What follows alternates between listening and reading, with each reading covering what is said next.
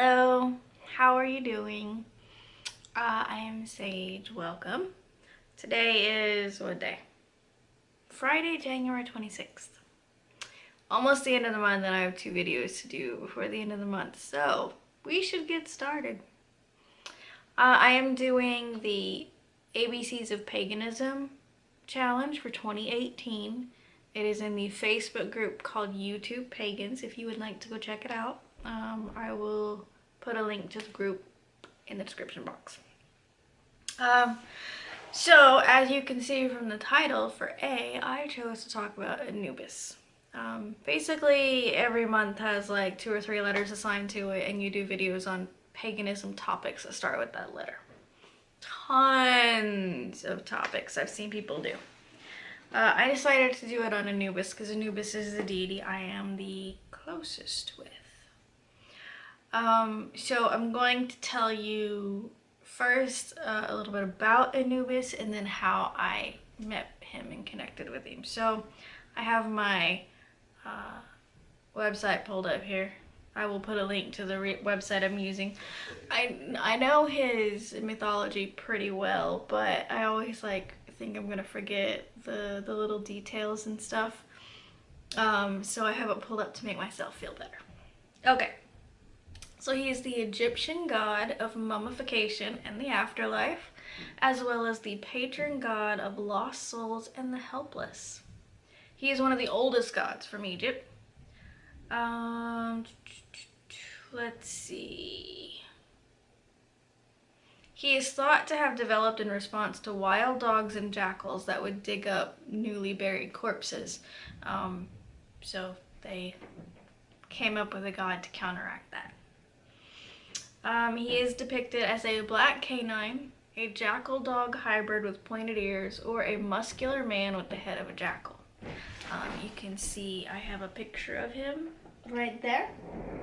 That would be in his form of a man with a jackal head.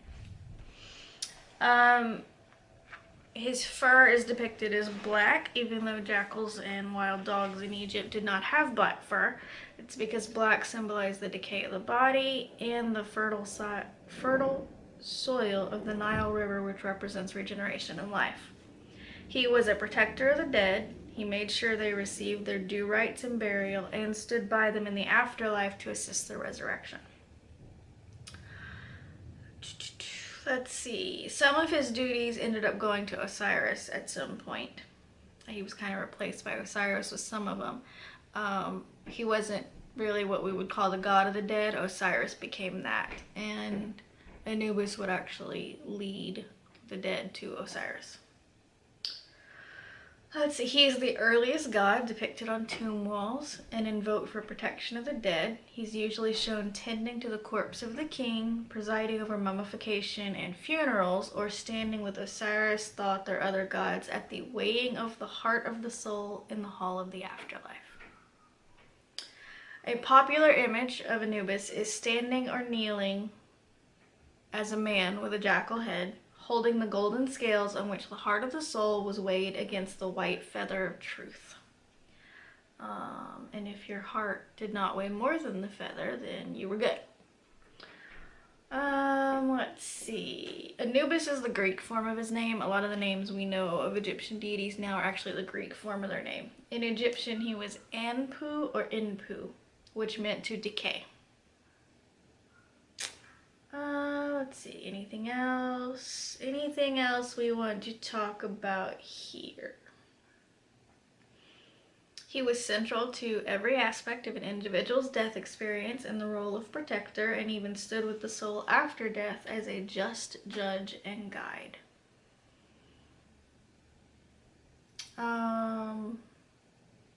He also had an army of messengers that were charged with punishing those who violated tombs or offended the gods. Alright. Cool. That pretty much goes along with my,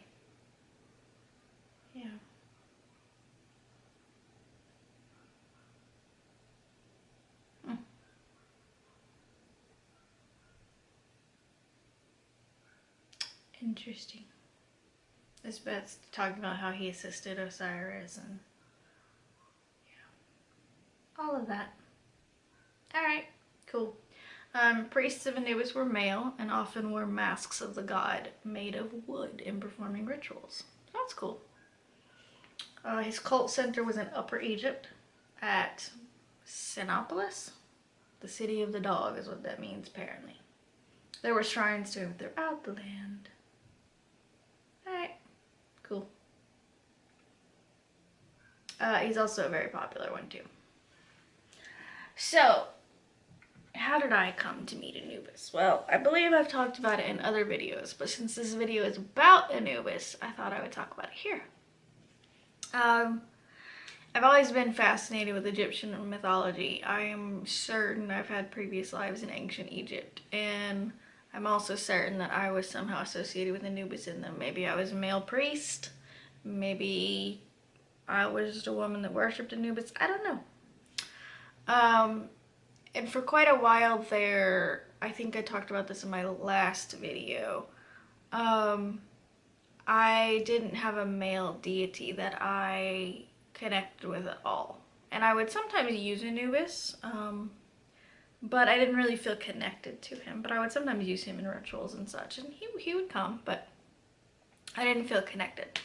And then, like I said in that video, I was doing a tarot spread that is, it was just a kind of a fun, different spread someone had posted on Instagram about talking to death and asking questions about what it was like, what, you know, are the souls happy, and what does it smell like weird questions like that. But anyway, do you watch over us, things like that. So I drew all my cards for the positions, and then before I interpreted them, I thought, you know, let's call on a god associated with death and see if, you know, they will assist me in this.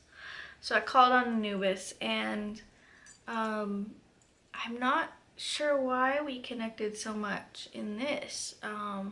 Maybe because it actually had to do with his purpose, and not just calling on him for a ritual. But he assisted me in interpreting the answers, and he called me his daughter, and he acts as a sort of guardian in my life.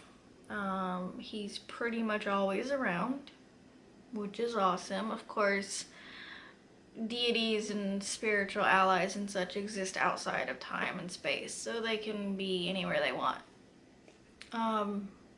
and with as many people as they want at the same time. So, like, I'm not the only person he's with, obviously, but he is pretty much always here with me. My husband has actually seen him watching over me when I'm sleeping. So, very close to Anubis now after all of that. Yeah, I think that's about it. I have no representations of him on my altar yet, and it's driving me crazy. I have Bast in, like, all over the place. Only in her cat form, though. Like this plushy version of Bast, there is a plushy version of Anubis like this. You know, same size, matching and all that. I want it so bad. I need it. And then I could have Bast on one side and Anubis on the other. That would be awesome.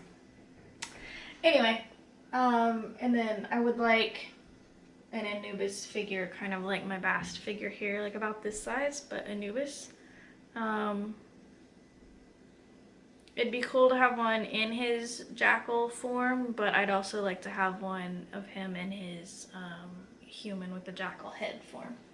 So for now, since I have no representations of him on my altar, I use this picture. I have a few other pictures of him on my phone as well, so that is my story with Anubis. So I would love to hear if you have any experiences with Anubis. He does seem to be a pretty popular god. I've heard quite a few people mention that he is their patron or someone they worship or something like that. But he's very well known. I mean, he's one of the oldest known Egyptian gods, so it makes sense. He's mine, don't take him. I'm just kidding. Anyway, he's around here somewhere right now. I will see you in my next video, which will be the letter B. I have decided I am going to do that on books, and I'm going to talk about my pagan books. I'm not quite sure yet how. Like, I don't know if I'm actually going to go through like every single book I have and just show them all to you, or like only my favorites.